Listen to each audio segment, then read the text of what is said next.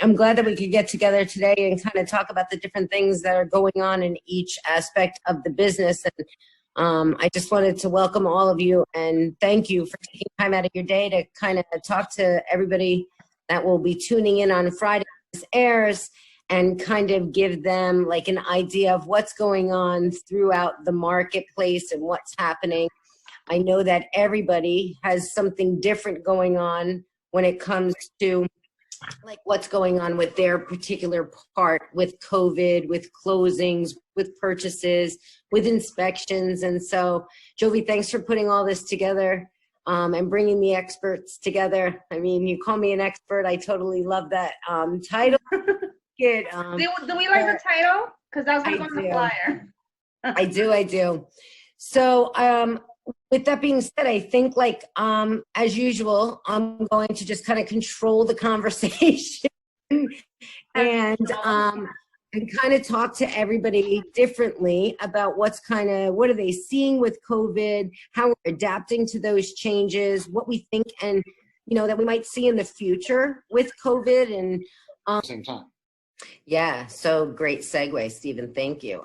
Ross, I was just gonna then ask you those same kinds of questions, like what are you seeing out there as far as inspections go? Sellers are letting you in, you have to be hazmated, suit up. What's happening out there? What are you seeing, and how long is it taking you to get in to do an inspection? That's number one. And number two, how difficult is it? Yeah, so the guidelines have definitely been changing almost like on a week-by-week basis. I would agree with Stephen that about 3 to 4 weeks ago, we were at an all-time low, about 80% decrease in inspections. But over the past 2 weeks, it's actually been ticking up. As far as getting access to the home, vacant homes are definitely moving a lot quicker, a lot more, actually multiple offers on these vacant homes just because they're a lot easier to show. And you're right. I mean, a lot of clients have been making offers based on virtual tours and photos and videos, and they're really seeing the house for the first time with me. So there was a period of time, and even still, I've been doing a lot of Zoom inspections for those houses that aren't vacant or for clients that don't want to be present during the inspection. So a lot of times I'll do Zoom inspections when the home is occupied by the sellers still. And I didn't think it was going to turn out as good as it did, because now the clients are actually crawling around in the crawl space with me. They're recording the entire inspection on their phone so they can view it at a later date. They're getting in all the attic spaces underneath all the sinks.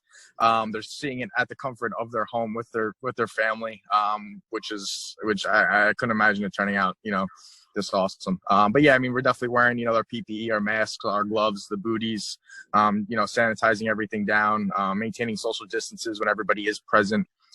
So, I mean, yeah, we're making it happen.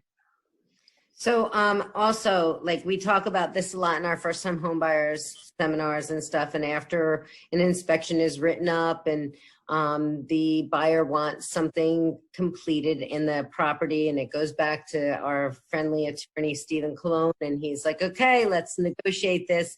Are you finding that you can get back into the houses? Because I know that the sellers are skeptical to get you in to begin with. Like a second visit might be something that might be a little bit harder, and you might not have come across that just yet because, you know, these loans are just starting to kick up now.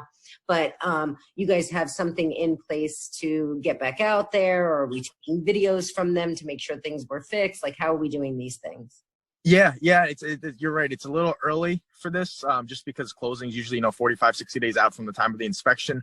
So, I mean, again, with the vacant houses, again, it's super easy. And I actually have Supra. So a lot of the homes that are vacant, the realtors don't have to meet me there. The sellers, if they aren't home, if they're, you know, down south or somewhere, I have access to the homes.